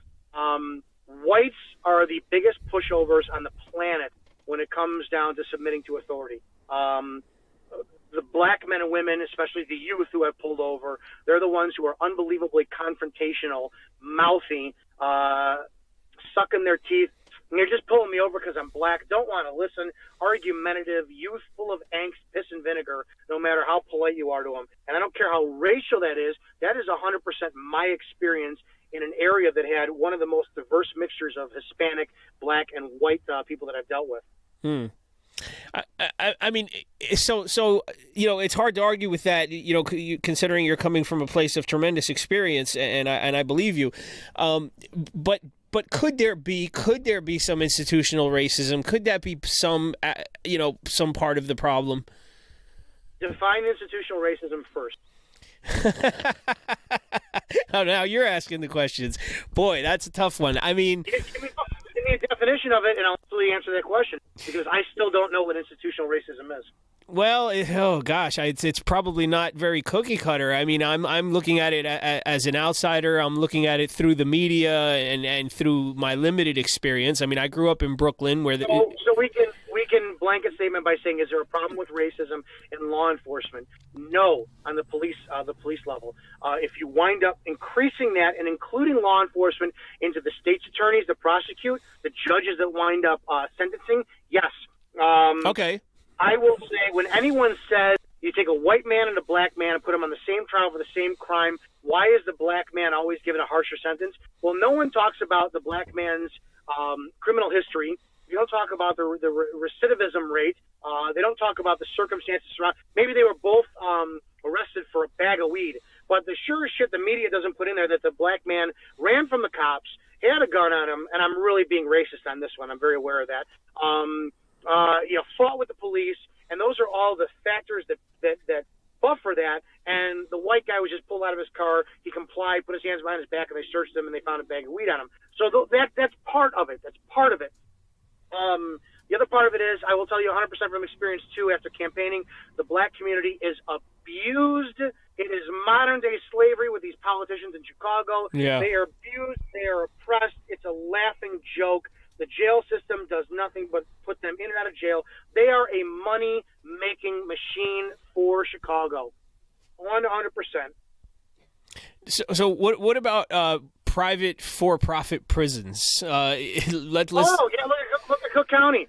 So you're a contractor. You contract out the fact that you make prison uniforms. You are Acme Prison Uniform Making, and you're based out of Texas. And you go to every state out there in their prison, their jail, and you see Cook County. And you know they have 10,000, the capability of housing 10,000 people, whereas Rhode Island's got a jail that will house 300. Don't you want Cook County's account? Sure. Aren't you going to sit there? So Cook County is going to wind up, you're going to be working on a deal with Cook County.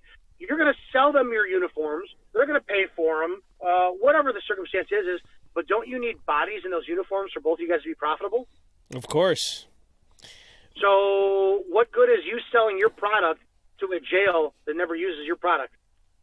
Yeah, I mean, I see this as a huge part of the problem, and that problem trickles down, I think, into the communities, and unfortunately, the way I've seen it, and I'm open to being wrong, but I have seen it have a more impact on the Black and Hispanic communities, and I've never.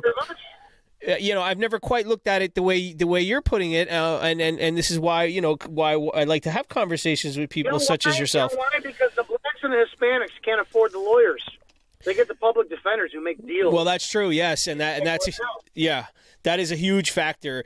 Very often, public defenders aren't really defending you; they're negotiating. The lawyer system is a piece of shit system. I had 40 DUI, 40 DUIs in 2015. 40. And I had been to court on none of them. My reports were always perfect, always succinct. They were absolutely just flawless. I was very, very, very good at my job. So instead of some defense attorney challenging me, every one of them, they made a deal. They all got pled down. And every client took the plea deal instead of fighting it. And it's like, I mean, they would have lost, but my God, can you imagine getting a DUI and paying $2,000-$3,000 when your adult lawyer says, yeah, you know, just give me $2,000, we'll plead this down to a reckless driving, it'll be off your record, blah, blah, blah, blah. Yeah, I'm going to take this path of least resistance for you, and everybody makes money. Yeah, and put that into the black community with drugs. Right. Yeah, and as we've already said, I mean, the black and Hispanic community typically cannot afford those half-decent lawyers that will charge you. Well, think about it this way, too. 57%, I believe, in 2016, the African-American male, so the black males in Chicago graduated high school at a 57% rate in 2016. When you're uneducated and a cop stops you and you got three bags of weed in your pocket, right, all individually bagged, it's possession. And because they're individually packaged, that is possession with intent to deliver.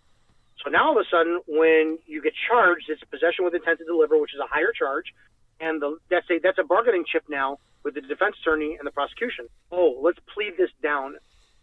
No, we're gonna plead this down to simple possession only. You'll do 2 months in county. Blah blah blah. Okay, I'll take it. When you are at 57% literal graduation rate, which means the other 43% is ignorant by complete definition of that word, and you are relying on some shyster who went to college and is now representing you and just wants to get as many clients as they can and make that money, you put all your faith in him because you're ignorant. You're stupid. You fall to the wayside and you become a victim of the system. And that's where your systemic racism comes into play. They're not playing blacks. They're not playing Hispanics. It's just that it just so happens that the blacks and the Hispanics are not educated, and they're falling victims of these shyster lawyers. Yeah.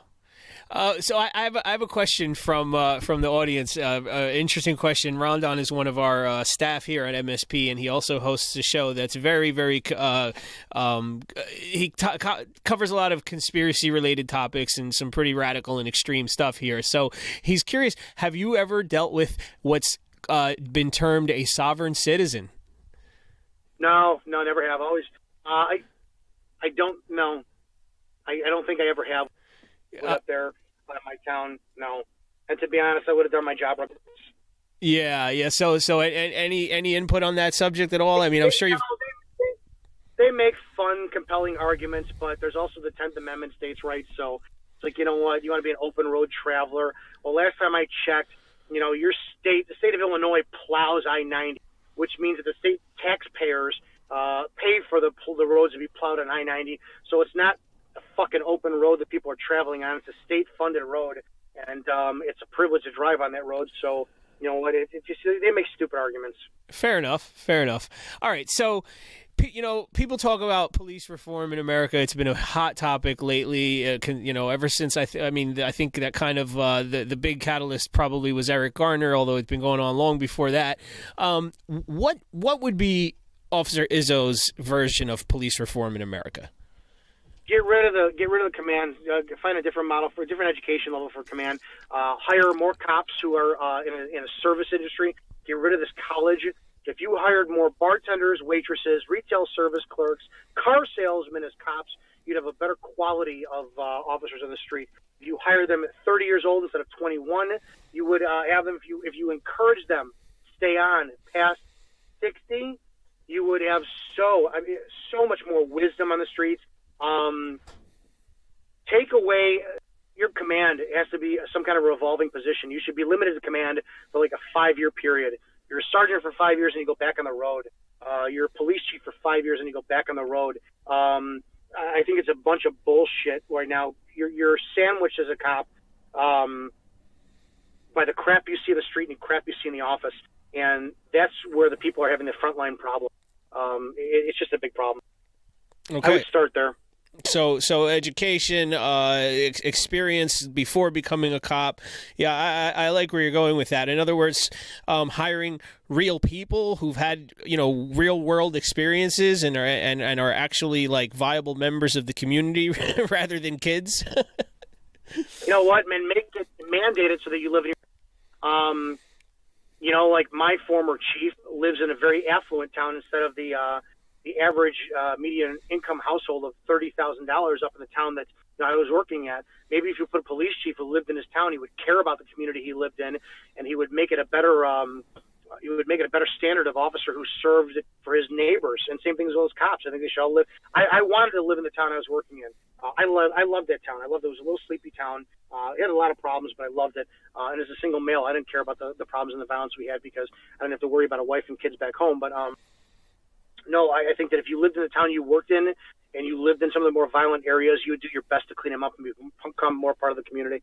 Yeah, I actually concur. I agree with that wholeheartedly. As I said, I would love to see government and departments paying for white officers to live in the poor black communities, pay for their housing, come in there so they see what they go through, and you'll see a more.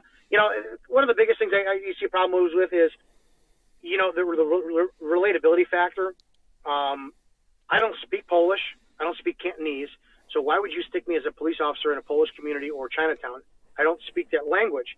I speak English and semi-fluent Spanish and a little bit of Italian. So why would you, if I was going to deal with the Hispanic community, I'm okay.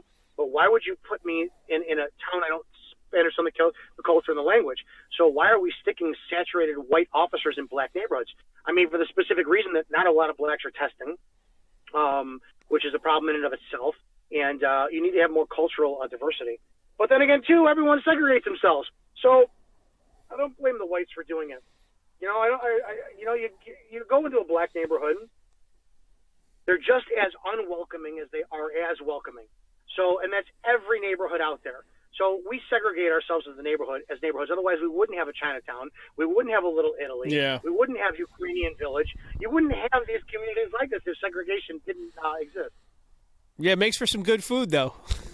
Great places to eat. So, are police officers generally paid enough or too much, or what's your take on that? Depends on the neighborhood. You go to Lake Forest, Illinois, those guys make about $90,000. And drive around, and they will move your trash can down from your garage to your curb when you're on vacation, and they'll get a barking dog call.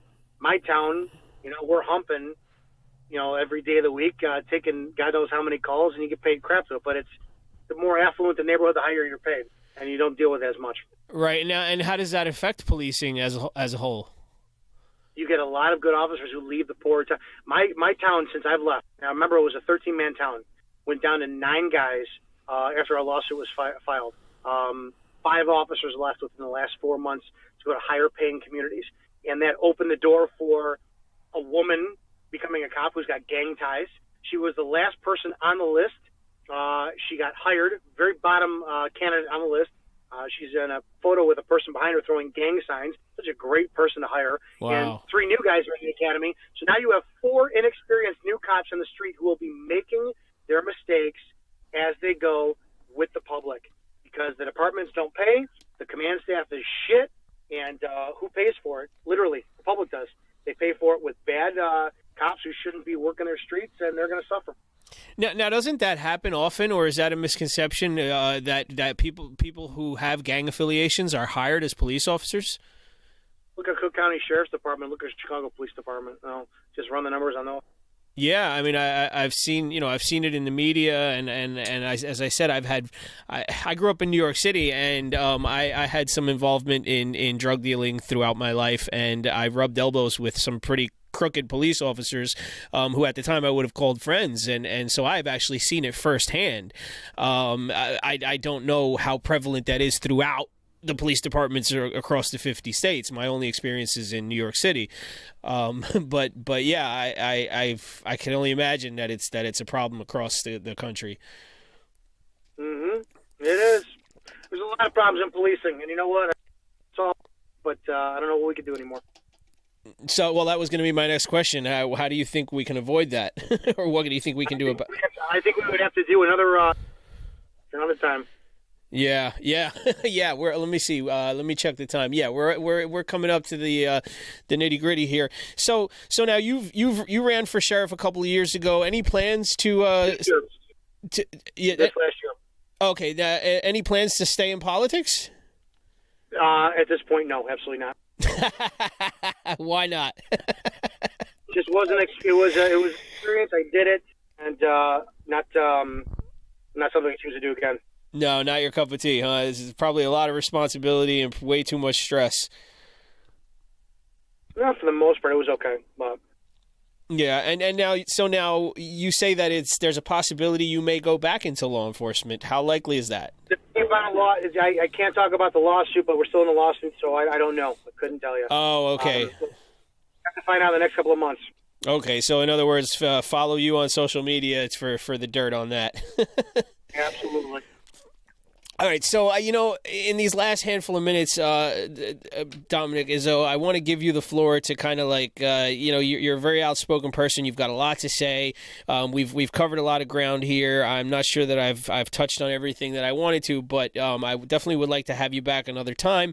I'd like to give you the floor to kind of tell us whatever's on your mind and whatever things you've got you're going on right now. And plug your social media. I did link your website on the pre-show post, so hopefully people will link to that and follow you on YouTube and Facebook as well. Yeah, anyone can follow me at Izzo. Easiest way to wind up finding all of my stuff.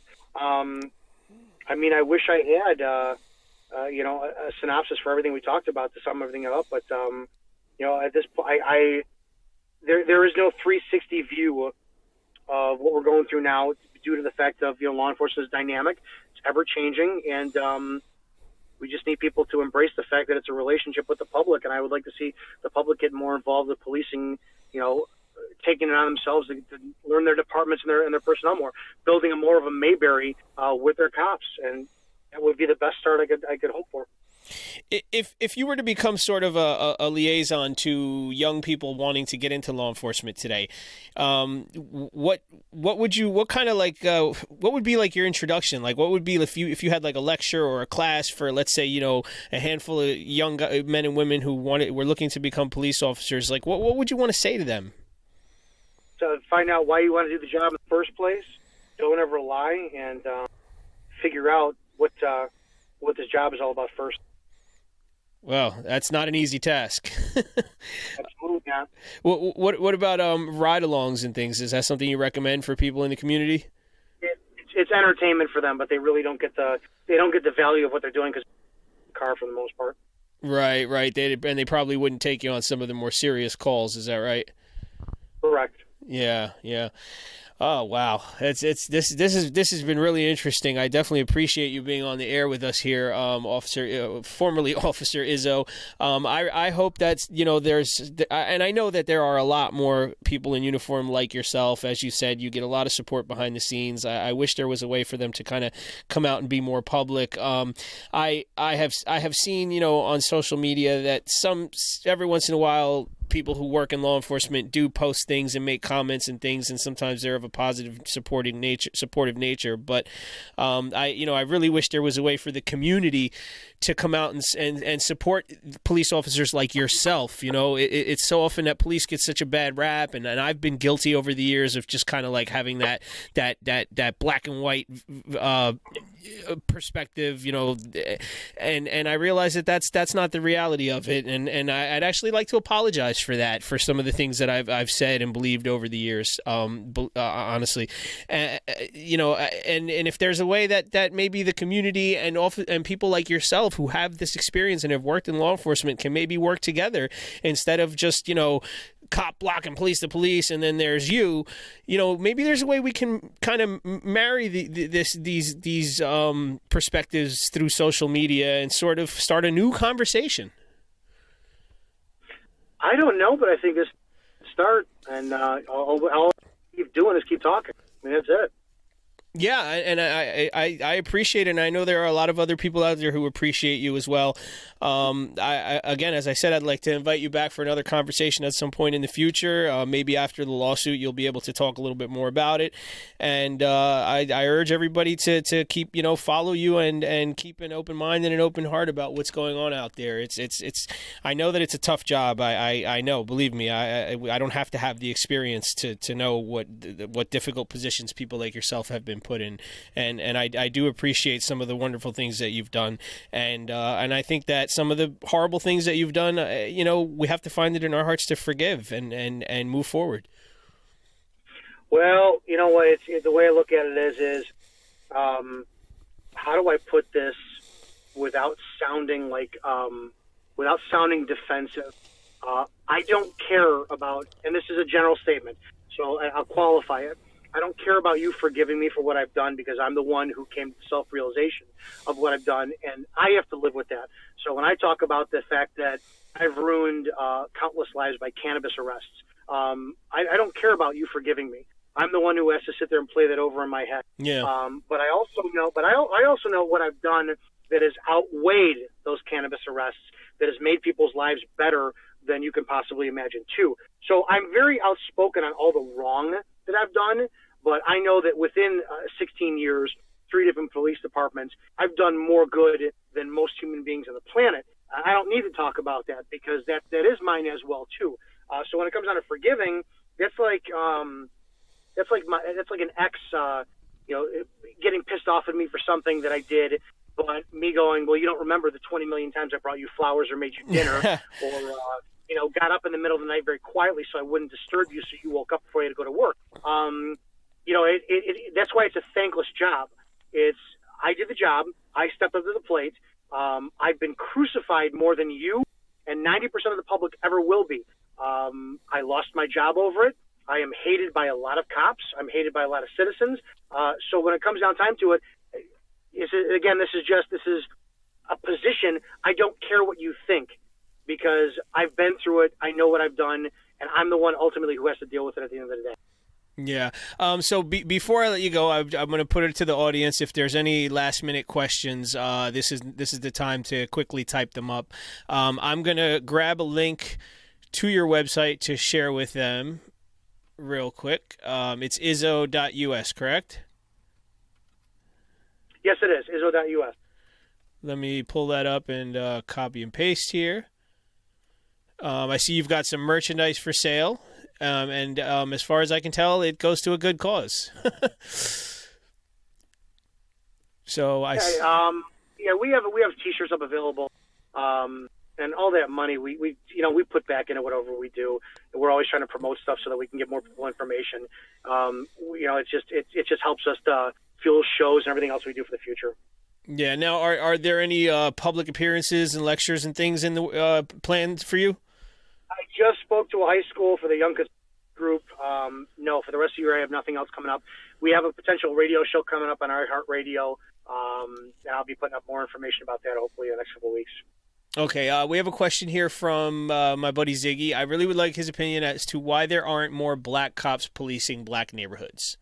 You have to ask the black community. Why is it that they don't want to test? I don't have that answer. I wish I did. Don't tell me it's a hiring system, because the hiring process with affirmative action, they could take a well-qualified black candidate before a white candidate any day of the week and twice on Sunday.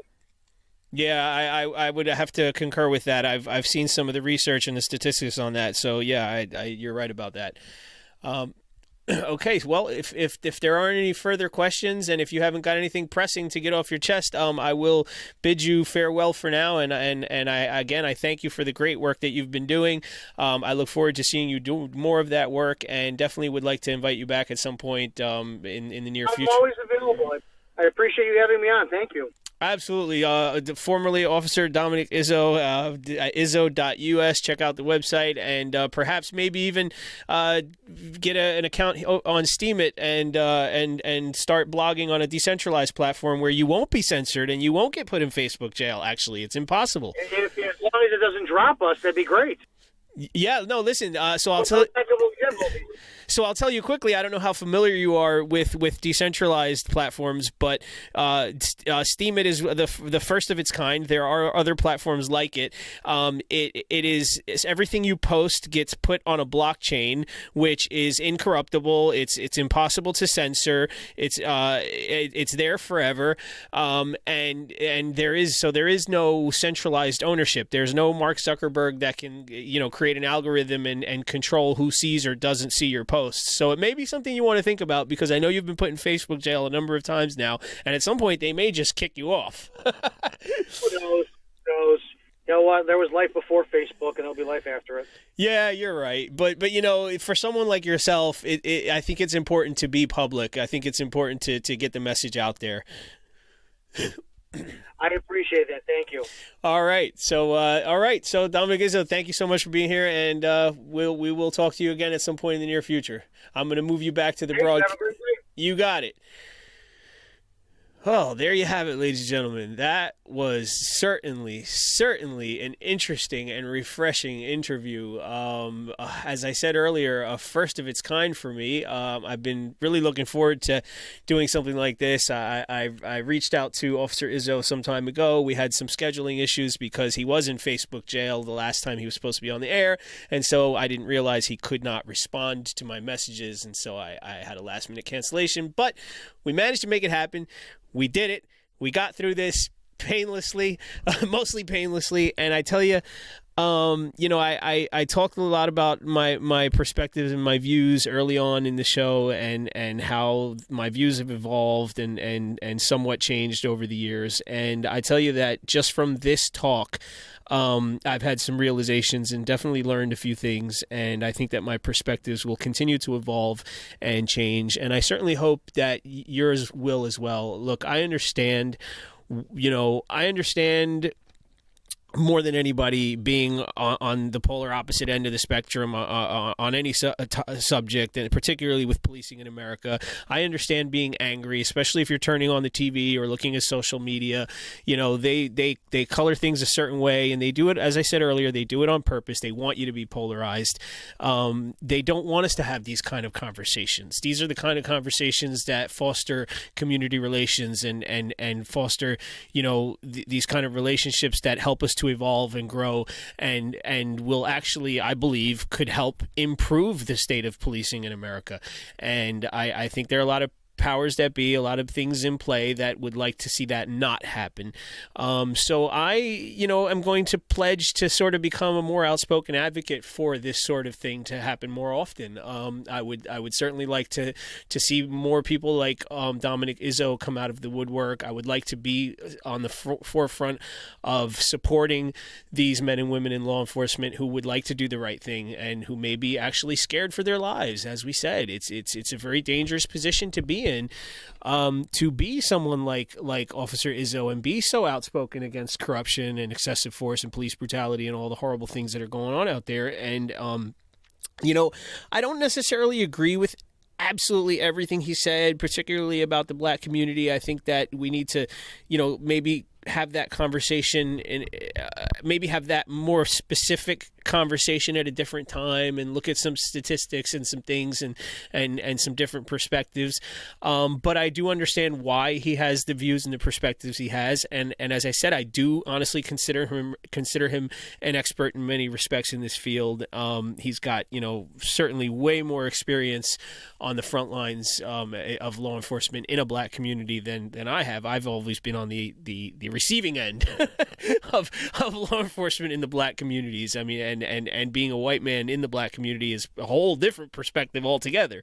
So, yes, it's, as I said, it has been an absolutely enlightening, very educational and refreshing. I was a little bit nervous at first, but as I said, we got through it. So I thank you all for hanging with me and listening with an open mind and an open heart, as you all do so very often. I have to say one thing real quick while I'm addressing the MSP audience. You guys have been absolutely wonderful. I will say, I wasn't sure about, I've been doing my Monday shows for some time, a little bit under a year, and I wasn't really sure about moving this show to MSP at first. I was a little worried because it's not a Steam It related show. It's not a music show. It's not diverse topics. It's something that I've been doing for a number of years, and I'm very passionate about this particular show and how I run it and and the kind of guests that I get.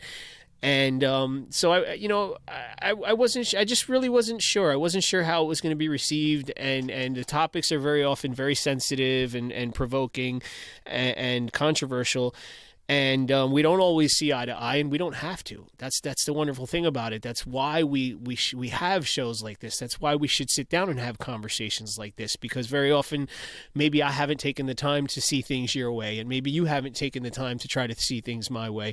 And very often we should meet somewhere in the middle. Maybe not exactly in the middle, but somewhere along those lines. And you guys have been wonderful. You guys have been absolutely maybe the best audience I've had in my years of podcasting.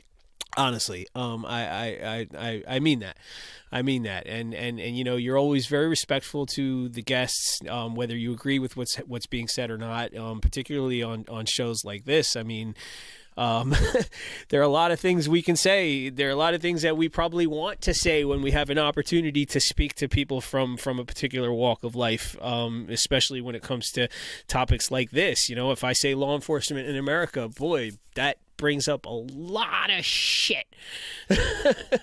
I'll say it brings up a lot of shit. So, only got a few minutes left. I'm going to do some reminder announcements real quick.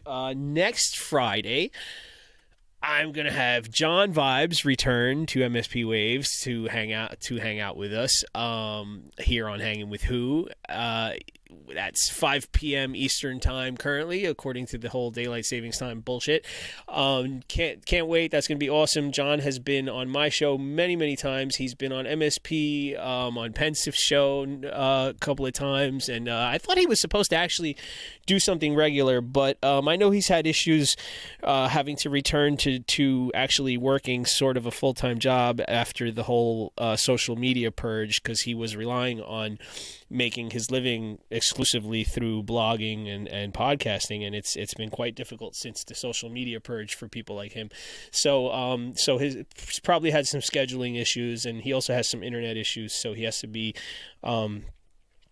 careful how much he uses his throttled limited internet. So he's making the time to be with us next Friday. That's going to be really cool. He did say he can only do an hour, so the show is 2 hours. I may also ask Bob Tuskin to come back on the air with us. He says that he has told me that he can't schedule a show ahead of time because of his schedule, but if I hit him last minute, he very often can jump on. So I will reach out to him in the coming days and see if maybe he can fill in the second hour with John Vibes next week. The following week, which will be the 21st on Friday, I have Randall Stroud of Nalini Global. He has been on my show several times before. This will be his first time on MSP, and as a matter of fact, let me grab a link for Nalini Global real quick. This is an organization he runs with a very good friend of his, so you can take a look and do a little research and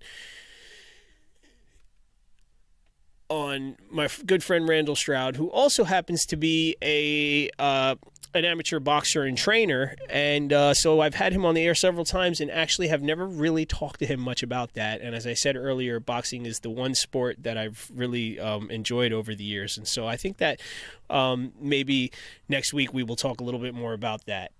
After that, I believe that we've got Trent Goodbody scheduled. I'm going to actually have to confirm with him. So Rondon, asked Officer Izzo if he's ever dealt with a sovereign citizen. Interestingly enough, Trent Goodbody, well, I'll tell you, those of us in that sort of circle, we don't really like the term sovereign citizen. It's kind of an oxymoron, because you can't be sovereign and at the same time be a citizen or subject to a particular government. So that's a conversation that I'll save for Trent Goodbody. He does happen to travel upon public roads without permission from the government. It's something he's been doing for many, many years, very public about it. Check out his website. Actually, it's freedomfromgovernment.com. And let me see if I have a chance before the show is over to grab a link. And it's actually freedomfromgovernment.org. Copy and paste, and there you have it. You got a little bit of information to do some research so you can be up on what's going on the next couple of weeks. I was supposed to have B. Johnson, author of Zero Waste Home, come on and do a holiday special, but she's got a very hectic schedule. She's touring all over the world and doing all kinds of lectures and things and book signings. So she's actually been unable to schedule a show before the holidays, but she assures me that she'll be able to do something after the holidays. And we will probably talk about a zero waste holiday anyway, because, hey, there's holidays going on at all times of the year. And not only holidays, but birthdays and things. So stay tuned for that. And I'll be back here Monday. Excuse me. Sorry about that. I'll be back here Mondays at 3 p.m. Eastern Time, and that's 8 p.m. UTC with the flu shot. Please, I've been asking for weeks and weeks. I want to do live curations. Send me posts. DM them to me.